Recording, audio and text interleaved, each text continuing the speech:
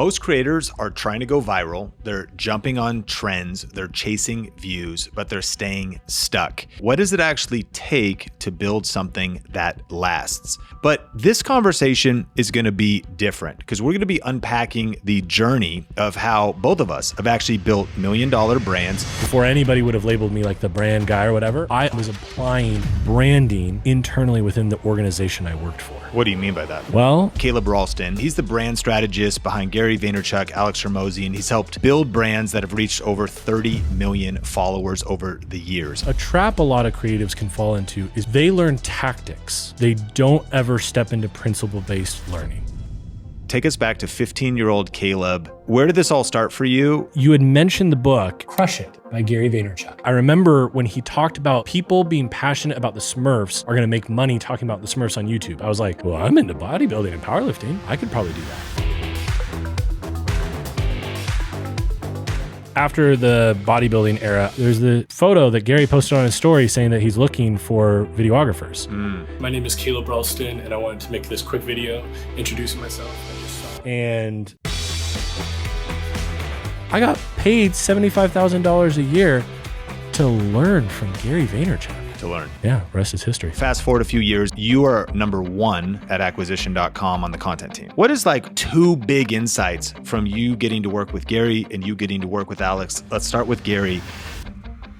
Not only will you be getting actionable, real insights to build your brands, get views on social media, grow on YouTube right now, but some mindset and really evolutionary principles of what it really takes to build something that lasts over time. And so, Caleb, I do want to start off though, before we get into like your backstory, some of the pivot moments and some huge insights that anybody can imply.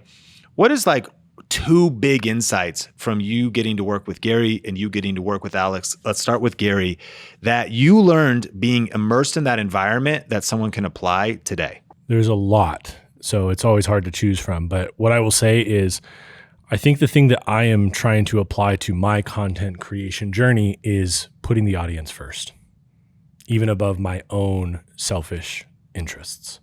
I've seen, not only heard Gary talk about it, but I've seen it time and time again where there are moments where he could be doing something that would be far better for his brand or one of the companies that he owns, one of the millions of companies that he's got, but he chooses to continue engaging with the 9-year-old that loves VeeFriends. In a world where he could be taking a photo, we were just filming with him recently for like the comeback of Daily V, and I was filming a moment where a really big name artist was like, coming over and was going to take a photo with Gary at the VeeFriends booth. And everyone was trying to get Gary to come over and get the photo because this person was going to end up moving on and stuff like that. And Gary was talking to a young kid in a wheelchair.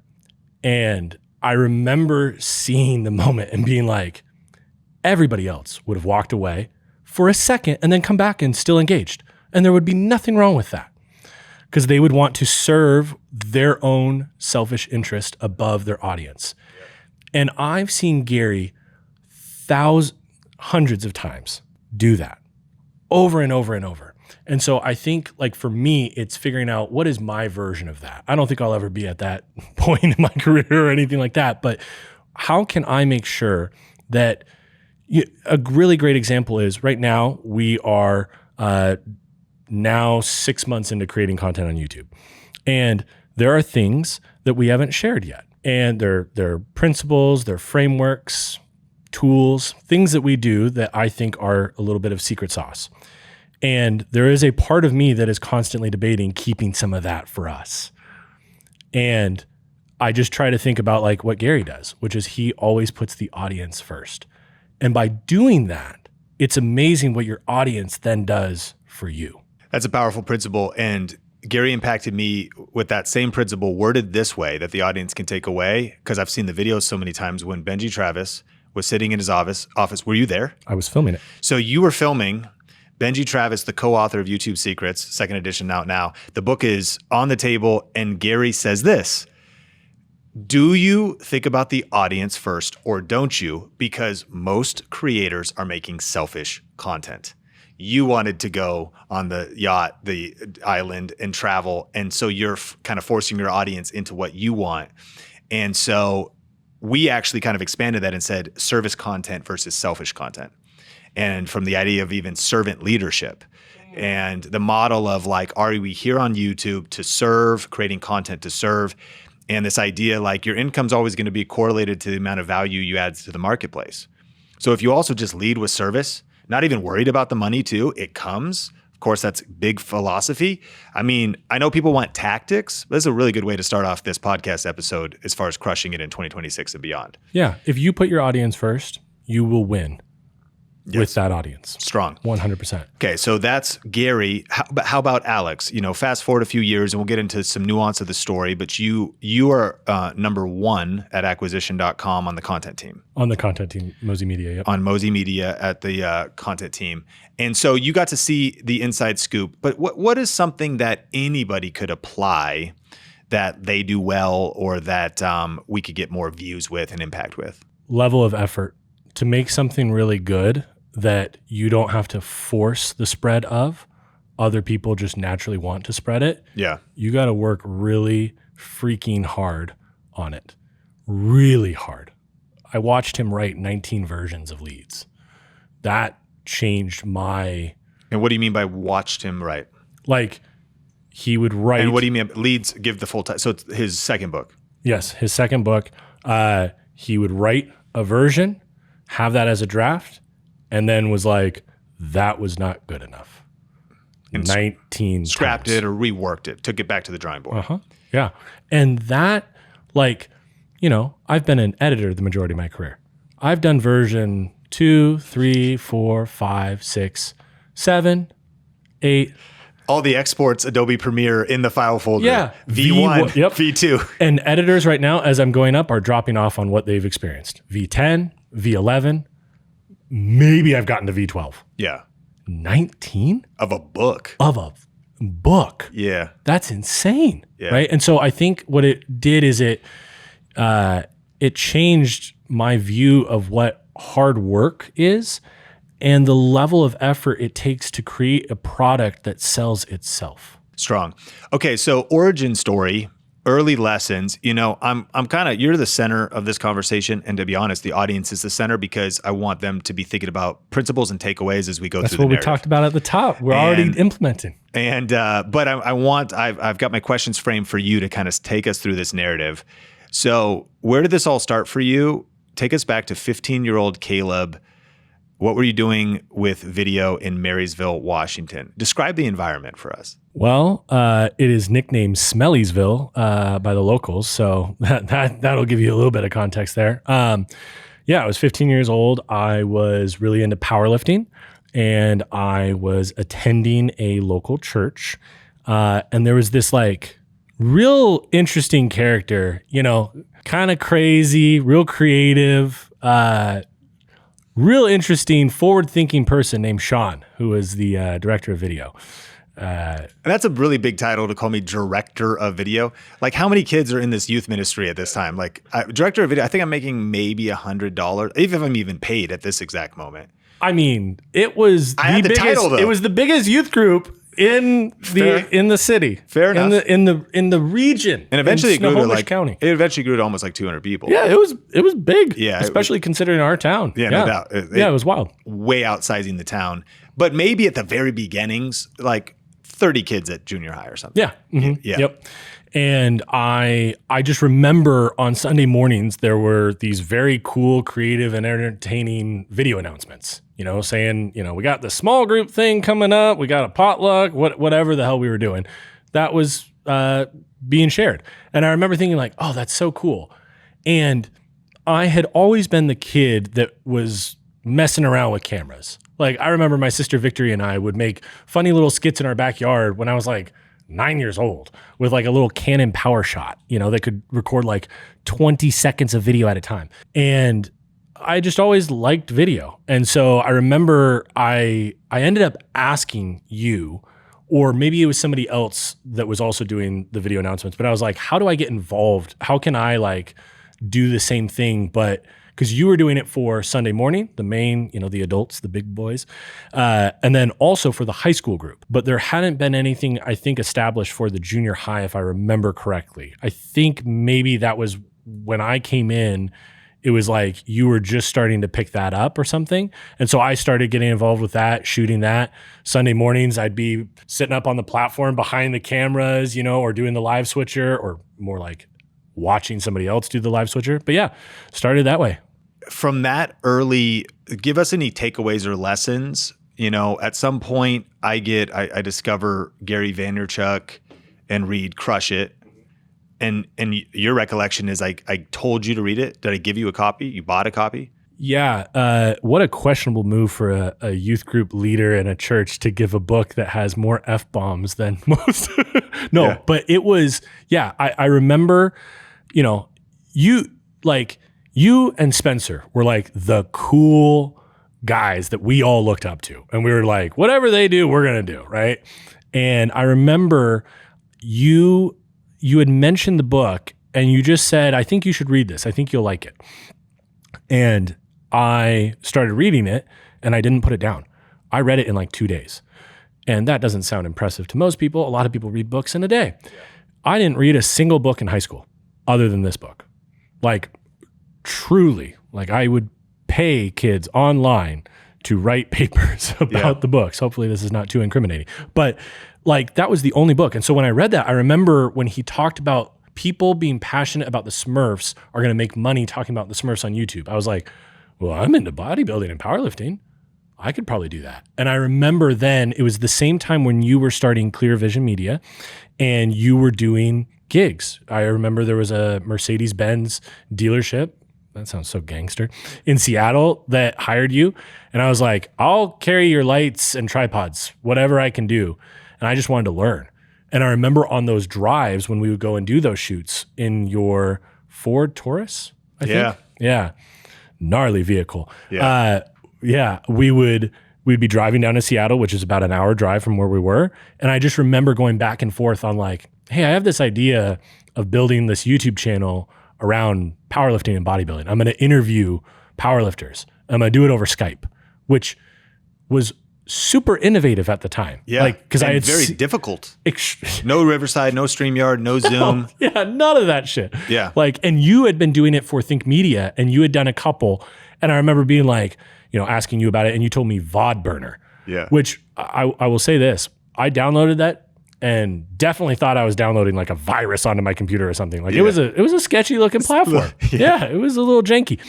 But yeah, I like very early, like read Gary's book and then I'd look for other resources and there was like nothing out there. Yeah. Like nobody. They were talking about traditional marketing shit. Nobody was talking about like YouTube strategy or anything like that. Yeah. So what are some takeaways before we kind of go to the next season? Because, forecasting, you eventually end up working for Gary and we'll get there. That's crazy. But I do think about, it's also so inspiring to just see where you've come. We've known each other a long time to like see what you're doing now. This is a nostalgic, like full circle moment for us to be sitting recording this episode. I'm just curious your takeaways though, for like, everybody wants to blow up in 5 minutes. Everybody wants, and people are as well. People are like getting viral success. But what do you think? One of the ones I would highlight is your hunger to learn, your willingness to work for free, which people debate, your willingness to jump in. Like those early days clearly shaped your success today. I am only here because of the mentors that I have had. And I've only been able to have really good mentors because unlike most people, and this will sound braggadocious, please hear it through a humble tone. When my mentors would tell me to do something, I actually did it very quickly and then gave them feedback on how it went. Hey, would you like an opportunity to work with us at Think Media?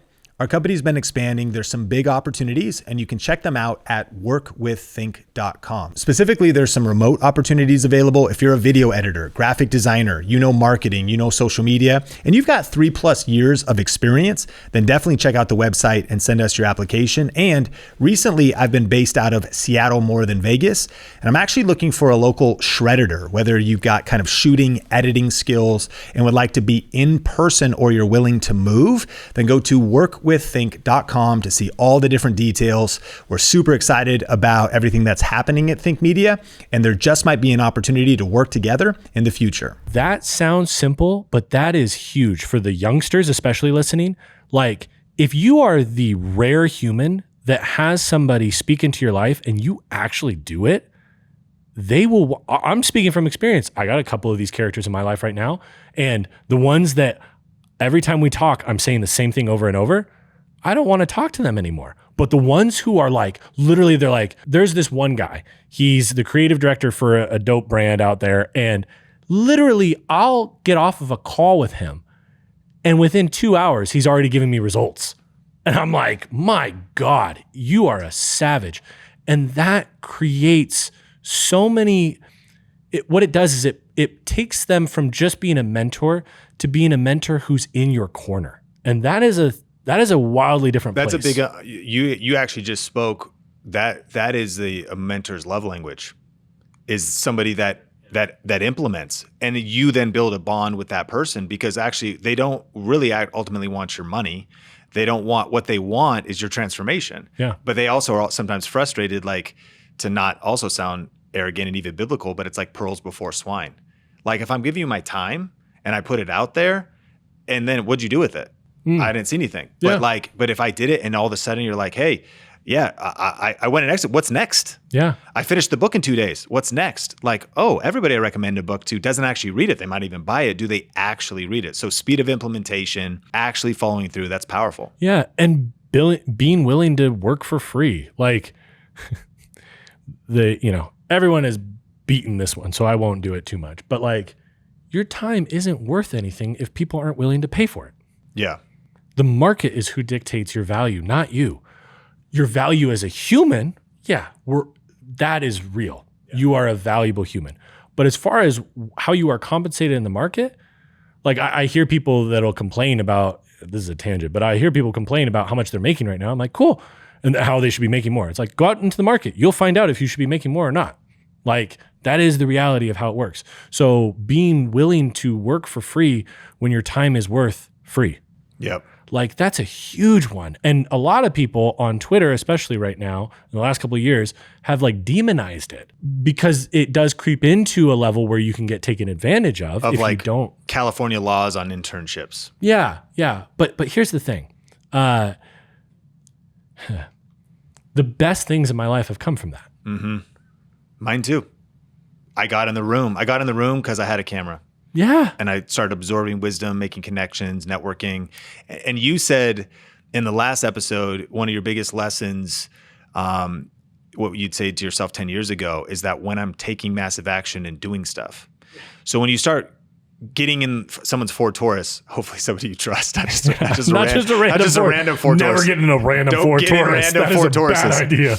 But when you get on a plane, when you get moving, when you get a few dollars, but you also get your expenses paid to be flown to the event. And you know what's interesting too? I'm curious, like, you eventually start Mass Muscle TV, a YouTube channel. But what you also, my recollection would be, you started the video announcements for the junior high by yourself. You're modeling and you're getting mentored, but that's an entrepreneurial move. Yeah. I mean, I didn't know how to turn the camera on. Understood. Yes. But I'm just saying, but you ran with the whole thing. Fair. At the small level. Fair. And then you started a whole YouTube channel at 15 years old that you were the creative director and the CEO of. I mean, that's exaggerated, but it's true. Yeah. It's a very entrepreneurial initiative level of thing. Yeah. Did you always know you were entrepreneurial? I had a dad who was entrepreneurial. He started his own businesses and everything like that. And so I think that was normal to me. I think is actually, if I really think about it, like the people that I was around as a kid, more than half of them had their own business. So I think it was more just like, this is what you do. For me, as a young kid, I was the highly anxious, thinking about my future, at 12 years old, being like, when I'm 18, I'm going to have a wife and kids and need to support them immediately. So like panicking. And I think I always felt like I will have a business. I just don't know what it's going to be. And I remember reading Crush It and being like, oh, this is what it could be. That's what it could be. Yeah. And thank God, because I I was D's and F's in school. So if we hit Mass Muscle TV, you start it. I mean, you could take us into a narrative where eventually I moved to Vegas with my family. I'm working at a church at a bigger church as a director of communications, which the only reason I jumped and qualified. I remember Benny Perez said, "What qualifications do you have to go from a couple 100-person church to a multi-thousand TV show, multi-channel?" He has a personal brand. And I was like, well, we started this thing called Think International, and that got some subscribers, and I've been putting in the work. And I've been putting in the work underpaid, overworked, but I had those reps, and it did lead me to a decent now salary in healthcare to take care of my family. But it led me to a whole level up, to a whole nother life. My world got bigger, exposure to other people, the move to Vegas. Location is an interesting thing. Like, I think changing locations can be incredibly life-changing and sometimes almost essential to reach certain goals that you might have. The two biggest jumps in my career both came on the back of me moving across country. I could not agree more. And for some, it might be you literally can't do that because of grandparents and your current situation. However, I think there's others listening where you actually could do it. You're just too afraid. Yeah. And I think there's versions of this. Like, I don't think you have to move across the country. It might look like hopping in your car and drive. Like, I just think like different spaces provide different thinking. And again, I'm not a big woo-woo guy, so I won't go too much further down that. I don't know why. It's for real. I know that it happens. Getting out of your environment, certain environments. So give us like the cliff notes of, you start Mass Muscle TV, you're filming interviews with bodybuilders, you're 15. And at one point, you actually do come to my house in Vegas. Yeah. And you get on a plane at what age? I think I was like 16 or 17. Did you have a driver's license? Oh yeah. So how'd you rent a car or something? Do you remember we rented a car for you? Okay.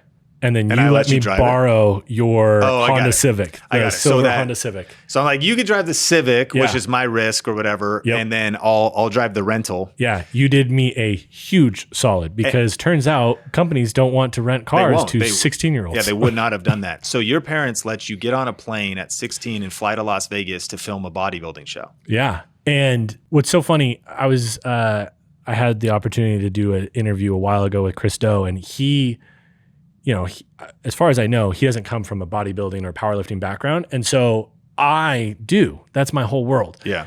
But to hear his reaction to it was so interesting. He was like, your parents weren't worried about like you being around all these like, huge, roided up, half naked dudes? Like, what? Yeah. But it was my whole life. I was backstage at bodybuilding shows my whole childhood. And so it was very normal for me. And actually, a funny byproduct of it is anybody who's worked in corporate America or any job knows that, like, sometimes you have to deal with your boss being frustrated, right? And I've worked for some pretty incredibly powerful entrepreneurs who have big audiences, are really well known, and are gangsters at what they do. And it'd be very easy to be intimidated in those kind of environments. But what's actually funny is I came up having guys that I was filming squatting 1,000 pounds right in front of me. There's nothing that's going to be more intimidating to me than somebody whose their blood is like shooting through their nose as they're squatting 1,000 pounds. And they're like, get out of the way. Like it's max alpha. Yeah. Oh, hardcore. And so like, as far as like, ever, like with any job, I never felt like I was like overly intimidated by any managers or anything like that because I had that experience. I also think that because those were the individuals that I was walking up to at 16 and being like, I don't think your videos are all that great. I could probably film a better one. I also was going up to the most intimidating looking characters and pitching. I was selling myself. Which is crazy. Yeah, because you're going up to bodybuilding shows, huge guys, you're 16, and you're saying, like, can I interview you for my YouTube channel? Well, even crazier on some of them, it wasn't even that. Like Flex Lewis, who's local here, he was guest posing at the Washington State Ironman in like 2010, 2011. And he was backstage, about to go on stage. And I just was like, hey, I really admire what you've done and what you've accomplished. You have a crazy physique. I would love to film a video. I think I could make it really good. If I film you backstage here, when you go to dinner afterwards, you're going to leave. I'll edit a vlog. And if you like it, maybe we can work together. Did it. And then ended up getting hired to work with him for a while. And so then he hired you to make YouTube videos for him. Well, actually, even crazier, Weeder AMI, American Media Incorporated, they owned, I don't know if they still do, if it's even a thing, but Flex Magazine, Flex Online hired me. They were a publisher to go out to, at the time, Murfreesboro, Tennessee, where he lived, and film Flex Lewis Week. So again, 17 years old, flying to friggin', Murfreesboro, Tennessee, and filming with like these two dudes that I don't know, him and his training partner, crazy. Would you call these sales skills? Have these sales skills translated in serving you today? At least the boldness or the raw audacity to step out, pitch? I probably have a weird belief around being good at sales, and I, as a creative, I think probably somewhere within me, I feel kind of like squirmy when you say that. So I also, there's so many people that are actually really good at sales that I wouldn't lump myself into that. I think what it is probably out of ignorance. I've been fairly confident, not in myself as a human, but in the product I deliver. Like, anybody listening to this doesn't realize, most of you, fitness is huge now. It's like one of the biggest industries out there. But back when I was doing this, it was tiny. Nobody gave a shit about bodybuilders or powerlifters. Not at all. C-Bum is huge. Phil Heath, when he won the Olympia, was a big name in like the broader fitness world. Like nobody knew who Dennis Wolf was, right? Like nobody knew. I don't know who any of these people are, but I get your point. Like there was nothing in there. There was no money, and all of the content sucked. I was a consumer of it. I was a powerlifter, and I watched all the training videos. They were great and entertaining, but the quality was like, bleh. And I thought I could do something better. So I had like a high level of confidence in the product that I was delivering. Got it. And That's what it is. I think a big opportunity for listeners is, okay, you get in, you get mentored, you start getting some experience with the camera. Then you also immerse in the world you're already in and that you know. You also studied. You studied that world because you're living in it. You saw difference that you could add to the world.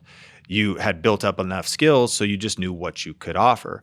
You had also developed a level of confidence, and you don't call it sales, but at least a level of boldness to just pitch, give them a sample, and give out even free content, give something free, and then that translated to business even before you were 20. Yeah. And as you were saying all of that, the thing that just kept hammering in my head, because it's what I do now, is like, I just feel very confident in the product. And so I think for anybody who is like me that has an aversion to sales and feeling salesy, if you make a really good product, you're not going to be salesy. In fact, when I do a discovery call, my whole goal is to unsell you. Here's all the reasons why this doesn't make sense for you. Because I'm just wildly confident in the product. Yeah. And it takes away any sort of weird. So yeah, I think that would be the answer. So bridge us to Gary V. There's a lesson there. You do move, you do some other stuff. There's a couple building blocks. There's a big lesson that we'll hit real quick here. Okay. And then that'll lead us to you moving to New York. Yeah. Okay, but what happened next? One of our secret weapons for YouTube success here at Think Media is vidIQ. They make it super easy to come up with video ideas that get views, optimize your videos, and the new suite of AI tools has been a total game changer. And if you haven't tried vidIQ's AI coach or video idea generator yet, you've got to check it out. The truth is, creators that have better tools have an unfair advantage. So if you want to accelerate your channel's growth for just $1, hit the link in the description down below and start using vidIQ today. Now, let's jump back into the video. So after the bodybuilding era, I actually hit 18 and was like, wow, this whole doing your own thing is wonderful some months and really awful some months. And I'm a big boy now and I got to move out on my own and I need consistent income. At the same time, there was an opening at Logos Bible Software and I went and worked there. I worked there for about 3 years and I learned a ton. Took the same approach that I did with you and I just applied it there. Zero ego, ask all the questions. I'll carry lights. I remember Josh Gray. I went up to him and I was like, dude, I'm an editor on the team. I'll edit after hours if I can join you on shoots and just hold the lenses for you. Just tell me why you're changing from a 35 to an 85 every time you do it. What was happening in your mind? Was that tracked to an ambition that you had to just advance or eventually be on those shoots? I think at some level, I knew early on that one day I wanted to lead a creative team.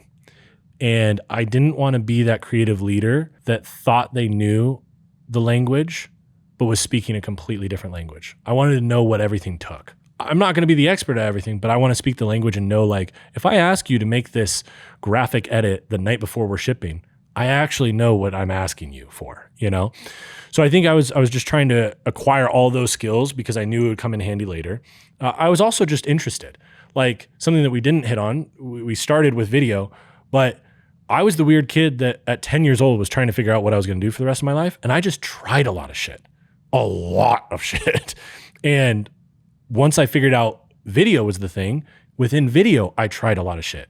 At Logos, I was a text editor, an assistant editor, a motion graphics artist, a grip, a DP. I did a bunch of different roles there to figure out what I liked. And I determined that I liked editing. And then a crazy thing happened. Logos had a really significant layoff. They laid off, I think it was like 30 or 40% of the company. Wow. And I was part of that. Wow.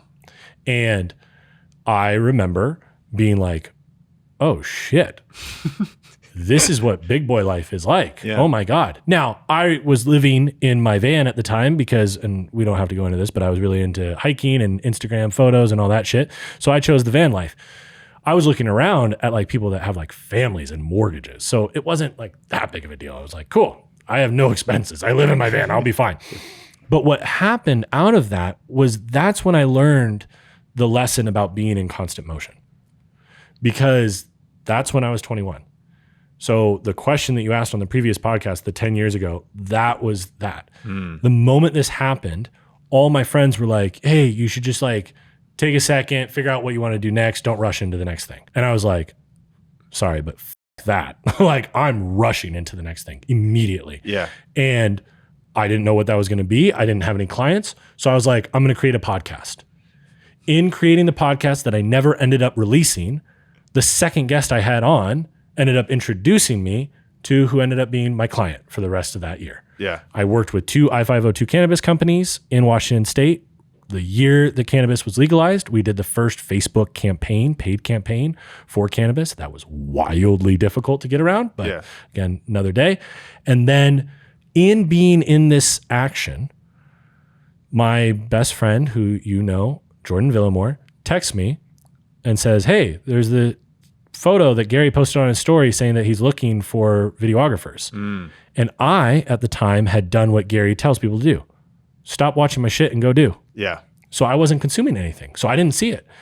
Jordan, you know, there has never been a time in our relationship where he's been like, you should go do blank.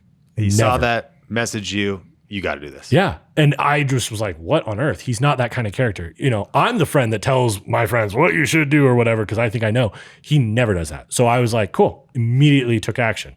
Within 5 minutes, I had already recorded a video and sent it to D-Rock. And so I just, through the process of following up over and over, went through that, and then eventually got the opportunity to work at PureWow, not Team Gary.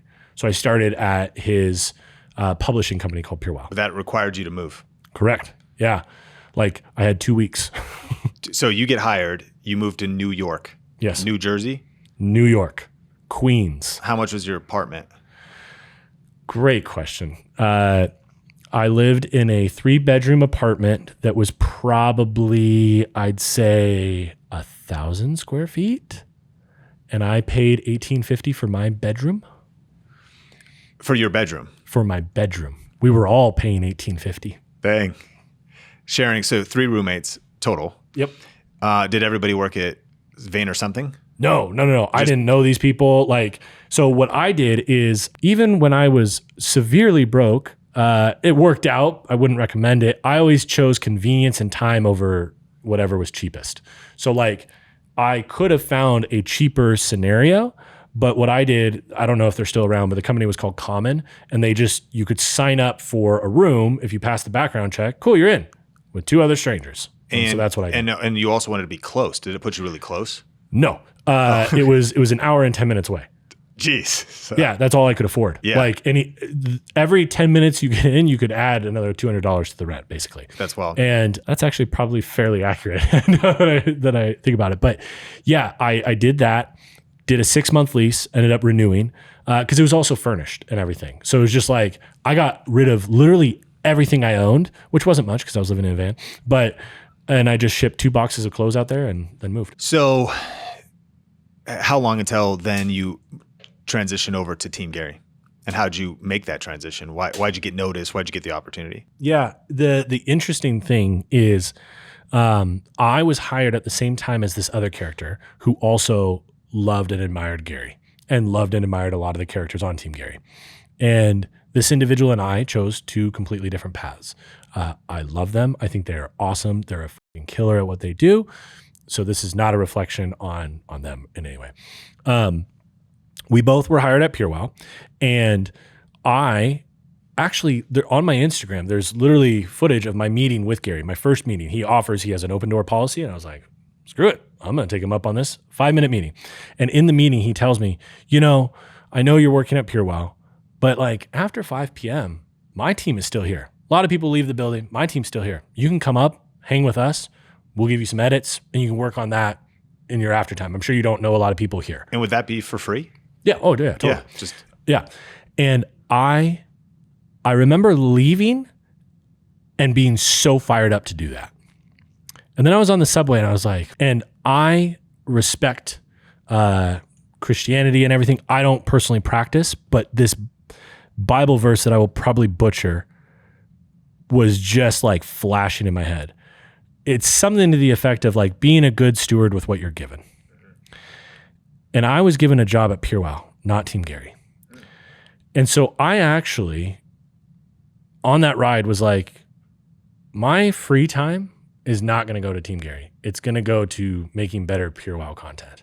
Or without being paid overtime, you thought, I just want to steward this, max everything out. Yeah. Literally the words paid overtime have never come across my eyes or brain. I've literally, like you saying that is maybe the second time somebody's ever said that towards me. I've never thought about being paid overtime or whatever, maybe to my own detriment, whatever. But yeah, I just chose to do that. Now, I will say, living in New York City, coming from a small town, when you don't know anybody and are working really hard is difficult and emotionally volatile. So I did take some time to do like passion projects to as Gary says, get my creative nut off so that I could still exist as a human, because that's what I need to do in order to get myself out there. But other than that, my free time went towards PureWow. The other individual spent every moment after 5 p.m., and I would argue a lot of moments before 5 p.m., hanging out on Team Gary. They would ship their projects for PureWow last minute or late, and they were doing a ton of stuff with Team Gary. The main thing suffered for the side thing, basically. Yeah. And in theory, you'd think that's the right path. But that person did not get pulled onto Team Gary, and I did within 9 months. Because I kept pushing into PureWow and was trying to build the brand of like, Caleb can do it.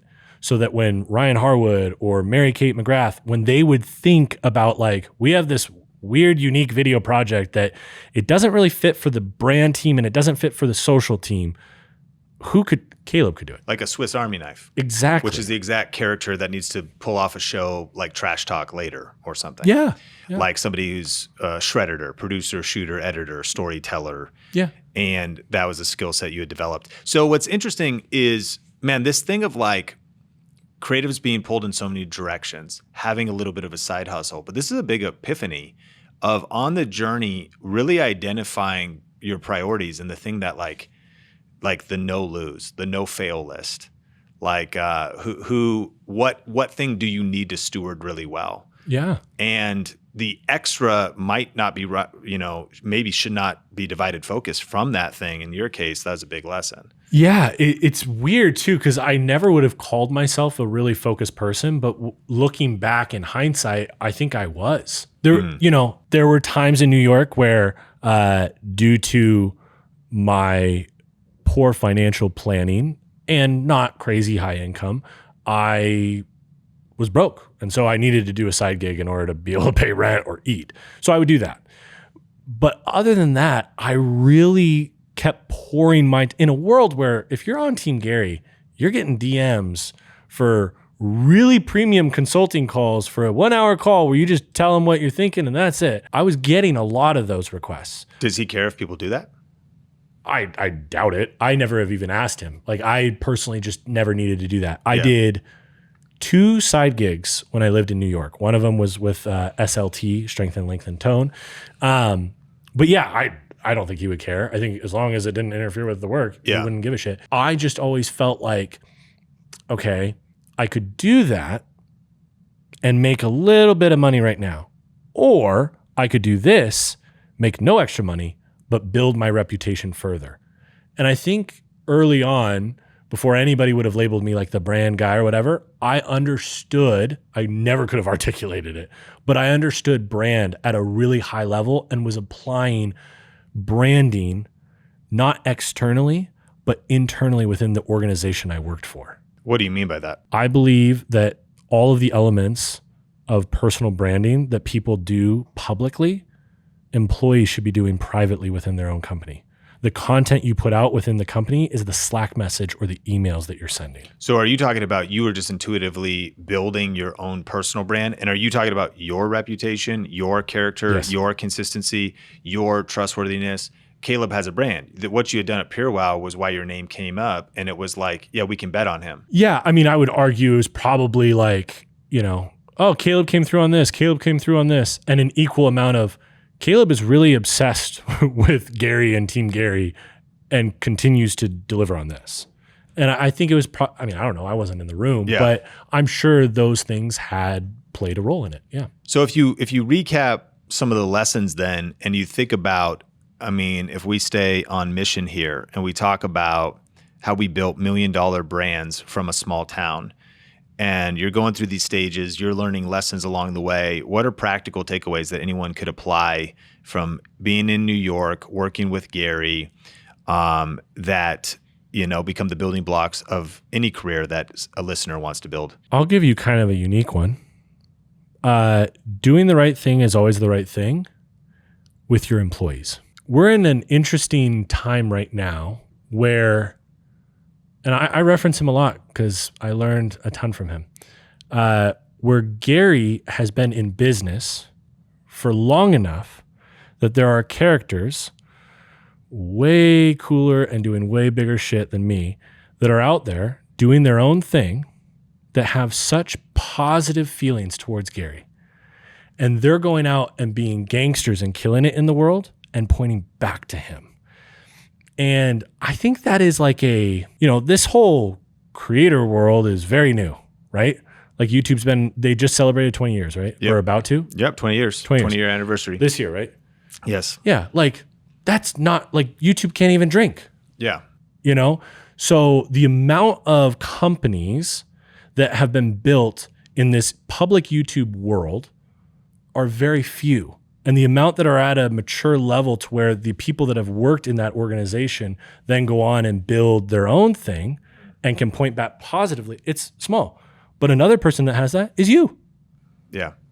You've had gangsters on your team that have gone out and they're building their own thing. Yep. And doing it very well. And so is it true to say how you treat people? Yeah. Doing the right thing is always the right thing. Like that's the Gary quote that sticks with me so hard. And I try to think about that towards the audience, towards my team, towards my partners, like everything. And I think that if you operate that way, you're a good human. But also a byproduct of that is there's a lot of good reputation to be gained by having, if you believe in brand the way I do, that's just pairing in reverse, right? Like I'm not doing that much of a dent by any means. But the fact that I go around talking about how great Gary is doesn't hurt him. Sure. It's this one conversation that some individuals are listening to. It's the ripple effects. Someone that just had him, Neil Dingra, who had him speak at Forward Conference, said, he basically was like, a lot of people have followers on social. A lot of people have maybe even bigger. Not many people have bigger numbers than Gary in the entrepreneur space, but they've got big numbers. They also have a lot of people fake the funk and have purchased things or their engagement's not there. But even if they built the following, he said, but when it comes to actually being an event, a lot of times people are not as excited. The line to meet them is not very long, if it even exists at all. But Gary V has real depth, real super fans, and the depth of the super fans. And there's something there. People might think like we're, over what is the Gen Z word for like riding on someone's. Yeah. I have no idea. I don't Gen Z lingo. Like I don't know it, and I'll never. But we just communicated the point. But I mean, this individual crush it 2009, and his subsequent influence. And so the principle is you want to be that kind of person.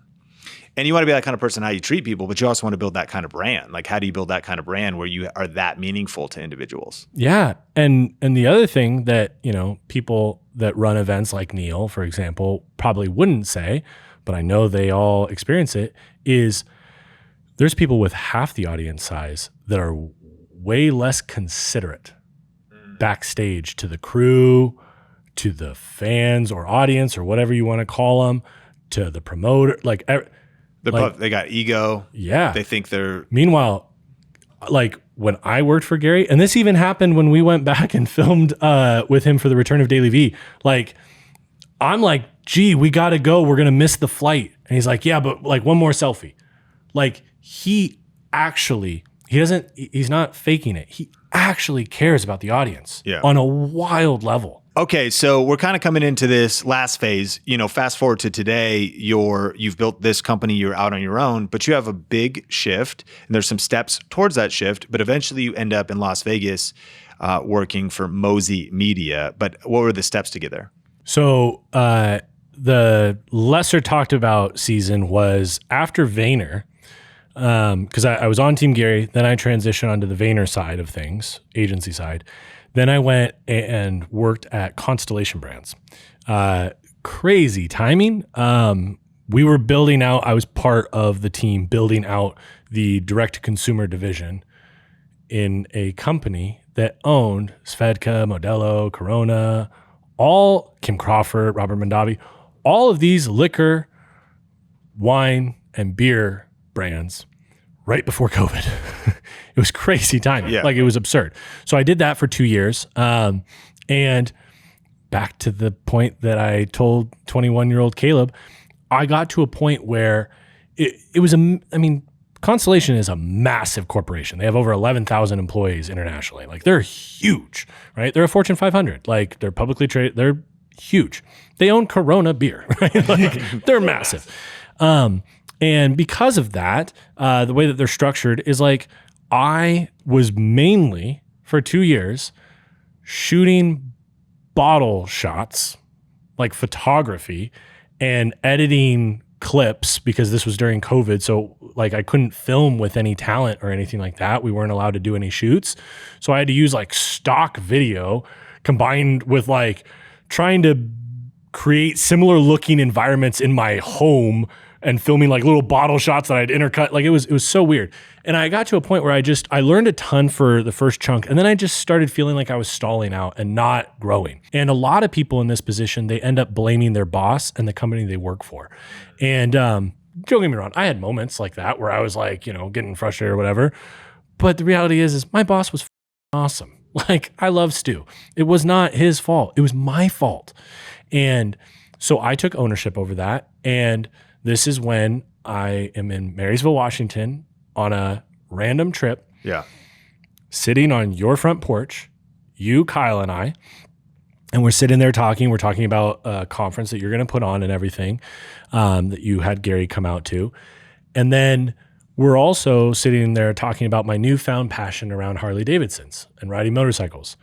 And you were like, it's probably a pretty hefty payment you got on that. You could probably write that off if you had a business making content around it. Yep. And my $330 payment a month. I was like, oh my God, that's interesting. That is fascinating, because in addition to a very expensive payment, I am 6'7", so I can't ride a stock Harley. I mean, I can, but it's not comfortable. I have to modify it a lot. So I was like, man, with all the parts, I could probably do like bartering in exchange for content. So I ended up doing that with my best friend, Jordan, the one who recommended that I do the Team Gary route. I ended up moving to Portland and living with him, and him and I built this little side project called Wild Media. And again, very similar to the fitness era, I looked and I was really into Harleys, and I didn't see any content that served me. Like I love Harleys. Sport bikes are cool too. And sport bike culture, I kind of like dig a little bit more. The Harley culture that I was aware of was like, and I love these guys to death, but like the hell yeah, brother, like, you know, old school guy with the half cap on, you know, rolling down with the fishtails in the back. That was not my vibe. And so I saw an opportunity to create content in the Harley world that was not geared towards the 40 and 50-year-old Harley rider, but was the 20 to mid 30s rider. And we just started making somewhat of a little bit of a splash. Nothing crazy, but I probably did about $60,000 worth of modifications to my Road King special, and probably spent maybe $2,000 to get all that done. Because you started an Instagram account. Yeah, we made an Instagram account, and we were making content, and we would make content and post it on ours, but then we would also make like ads that they could use or whatever. And it was working really well. And I just started meeting a lot of people in the industry. And How were you paying your bills? How was I paying my bills? I was still working at Constellation. Okay, so you're working at Constellation. Yes. A big principle here is always kind of main hustle, side hustle, and always kind of building skills up. You're scratching your creative itch. Not that everybody has to do that, but this is your path to eventually becoming who you are today. I would say the side hustle is actually not always the right move. What it was, in one man's opinion, is I always want to be working on something I'm very passionate about. And if my 9-to-5 is no longer that, I need to build something on the side that could eventually become my 9-to-5. And that was the idea, was like, maybe we could build Wild Media into this thing that we do full time. Yeah. And that's what we are. And I started learning that not the best, but a good concentration, especially at the time, of Harley Davidson stunt riders were in Las Vegas, Nevada. One by the name of Sea Bear Stunts on Instagram. As a side note, everyone should go watch. He'll take like a 850-pound bagger, Harley bagger, and go like 90 miles an hour down the 15 here in Vegas. It's absurd. Dangerous too. Don't do it at home. Yeah. But I was like, well, shit. It would probably make sense, Jordan, if I moved there and start filming with those characters. And so I did. That was the only reason. I wanted to ride my Harley more and film people doing wheelies. And could you work remote for Constellation? Yes. And this is where Stu Carnes went to bat for me. It's a large organization. They're like, why are you moving? To ride my heart. That doesn't really make sense. And they have a lot of, HR stuff and whatever. Stu advocated for me hardcore and came through for me, and I was able to move. So like, huge shout to him. But like the reason, and this is why this podcast is so wild to me, is like a huge reason why I'm in Vegas is because of that conversation we had on the porch. Yeah, that's wild. So it's like multiple instances in my life where you've been like a fire starter, Yeah. So you moved to Vegas, and then how does Mosy Media hit your radar? Yeah. So there was just a mutual connection that we had, and Alex and Layla were starting to take content even more seriously than they already were, which was pretty serious. And they were like, we need a D-Rock. And I remember hearing from my buddy Jason, long story, they were connected, all this stuff. Anyways, Jason finds out that they're looking for somebody to do this in Vegas. And he's like, oh my God, Caleb just moved there like a month ago. What on earth? This would be perfect. We meet and everything went wildly good. We had a conversation around the idea of having a videographer, a D-Rock. I love that that's a thing. Like, it's crazy. Yeah. A David Rock. And what we realized is it's not just that. Like, you guys aren't just wanting to make like, vlog style content. You guys want to build a media team. And we need to do this in a way where it's going to scale. And that's what they were looking for. And so, yeah, rest is history. So you printed $1 million business. That's you're running right now. It did not happen overnight. Yeah. And all of these, I think this also just speaks to, similar people that have worked for Think Media have done the same now. And what's cool about that is also it didn't happen overnight. Like that story with, Omar is like over a decade. Yeah. And it's stuff he's done, school, church, projects, different things, collaboration. And so as we're pulling out these different lessons, for the sake of time, takeaways, and some takeaways from Mosy Media, takeaways you had a lot from Gary, different things. But what are those bigger principles for people at all the different stages in their journey? Like, when is it my time to jump out? Do I jump out now and go on my own? Do I stay planted here? Do I need more skills for a while? I think there could be a time where it could have been too early. You maybe could have done it earlier, but there was personal desire to really follow through. Like, what are your thoughts, for somebody else that wants to start their own thing or build a 6-figure, multi-6, 7-figure business? Yeah. Well, I will tell you the joke amongst a lot of the characters who are behind the scenes of these bigger personal brands is when. I don't want to, like you said, go too early. Yeah. And then like the biggest thing with the brand happens 2 months after I leave. Yeah. It's like investing. You don't want to invest trying to predict where the market is going to go. You will lose. I think what you need to do is figure out, am I still learning? Is this an environment where I'm still learning? And the moment that you feel like you're no longer learning at the rate that you want or being given the opportunities or challenges that you seek, that I believe is the moment when you should move on. It's called a lid, right? It's actually, you hit a lid in that organization. And so you're finding some place that could expand. Yeah. And it's also maybe a self-awareness question. You also might be like, I love this. I'm happy. It's a good thing. The season of life I'm in. So what are your ambitions? What are your goals?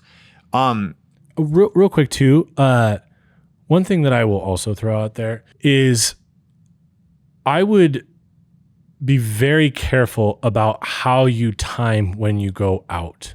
If you go out on your own and within the first 3 months you really need money, you're going to build something wildly different than if you don't.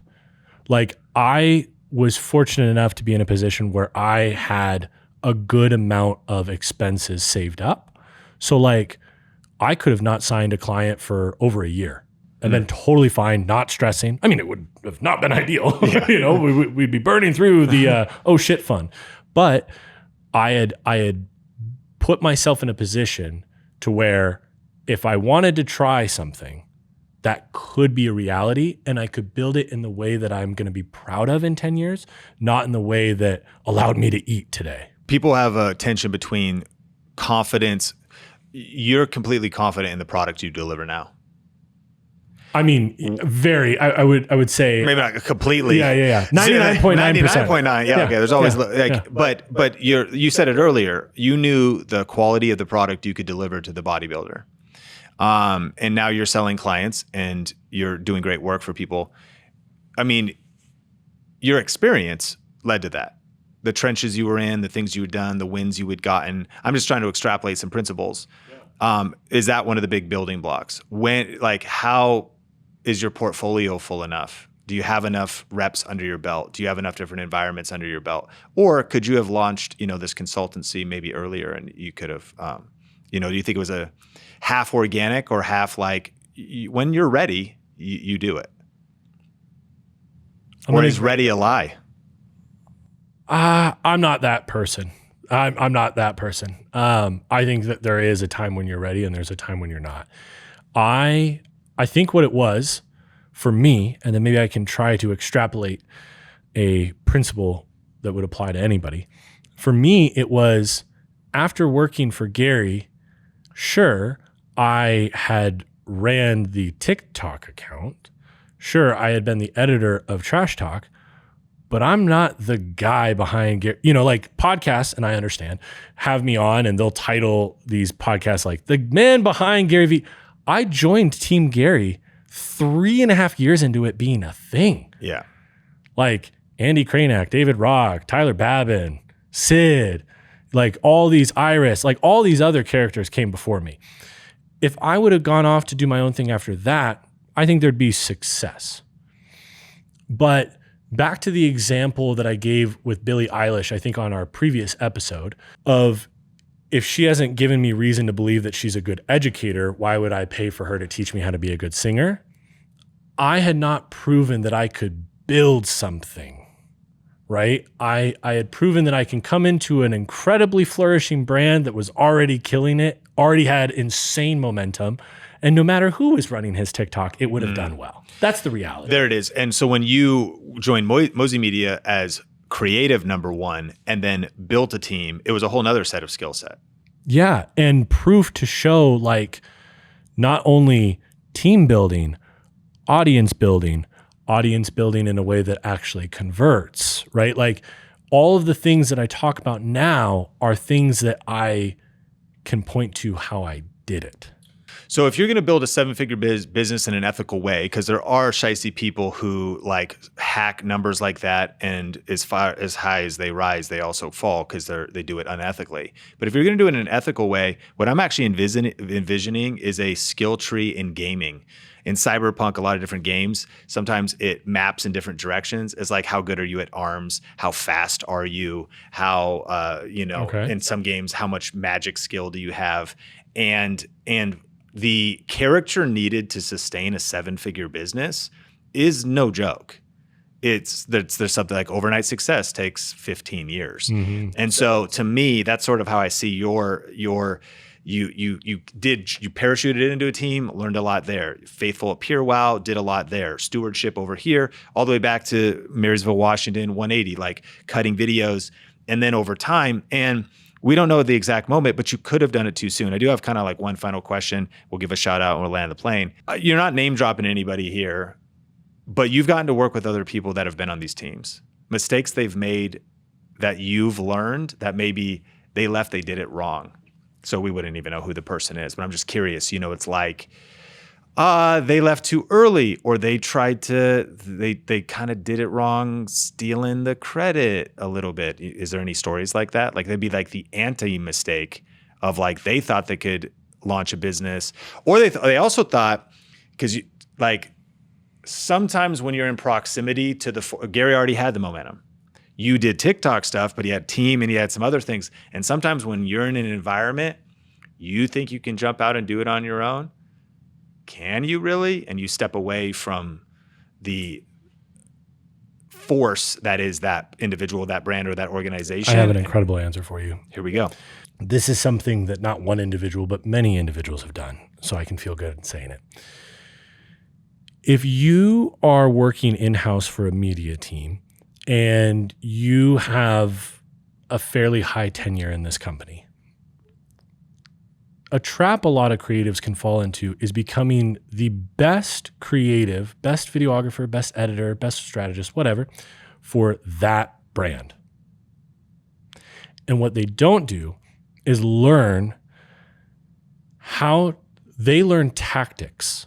They don't ever step into principle-based learning, meaning they have great success at their current org and they step into another brand, another company to try and do the same thing, and are completely incapable of replicating any sort of even remotely close results. Yep.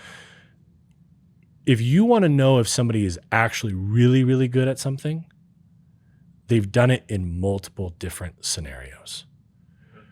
So for me, I'm a verbal processor. So another thing that I would add to the answer of the previous question is that if I would have stepped out from Gary, I didn't show, obviously I mentioned the ownership and building it, whatever, but I wouldn't have been able to show you that I've done this in multiple scenarios with different types of people in different ways. So at that point, it was too early. Neil Patel told me this quote: if you wanted to hire the right executive that basically would be guaranteed to make the thing you're going to put them over a success, he summarized it in one quote. He said, it's super easy. Just hire somebody who's been successful twice.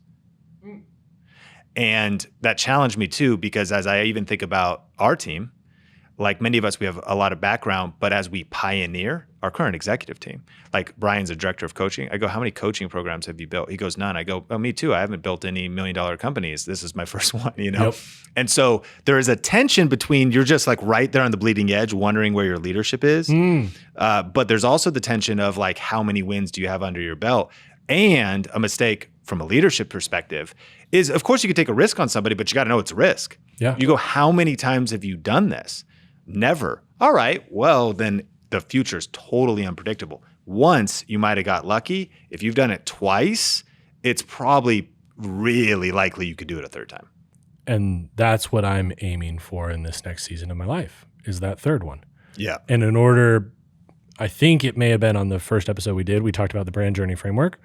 My desired outcome is to work with anybody I want, whenever I want, on whatever I want. In order to do that, yes, 2 wins, but I would argue they need to be 2 wins in different industries. Yeah. I have 2 wins in the same industry. I need another one. And so that'll be what the next 5 years look And you're like. still on the journey. All right. Shout out to your stuff. If people want to connect with you, where can they find you? And also the part 1, totally different conversation, all about tactics, building brand. We'll link that up in the show notes, my conversation with Caleb Ralston. But where can people connect with you? The platforms that I am most active on are Instagram, LinkedIn, and YouTube. The other ones you're you can go there, but I will probably not be posting anything for a little while.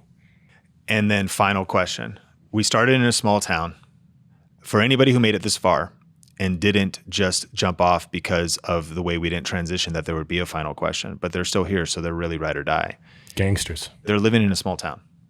What advice would you give to someone who's just starting and that's in a small town or in a small environment, isolated, alone, in some kind of apartment, listening to a podcast like this, a young Sean, a young Caleb, as they're looking ahead at the future? What comes to your mind as far as the advice you'd give them? I could be wrong, but I don't think I am. The majority of you listening to this are probably making more than $32,000 a year. Probably. Just by averages in the US. Yep. I was making $32,000 a year when I lived in Bellingham, Washington, and moved to New York City. I think you need to move, and you need to figure out how to do it financially, whatever way you can. I didn't have money. I did not have money. I was barely scraping by, right? When I lived, I'll share it. I think it's good to share. I was making $75,000 a year in New York City the whole time I lived there. Yeah, which is nothing. It might sound like a lot to somebody, but not in New York City. Yeah. You had 1 bedroom, I'll put it an this hour way. and 10 minutes away. I was richer. I was doing better financially on $32,000 a year in Bellingham than $75,000 a year in New York City. Yeah. But I figured it out. Yeah. And the greatest shit in my life came from that. Yep. And so I think The $1 million business came from that. Yeah.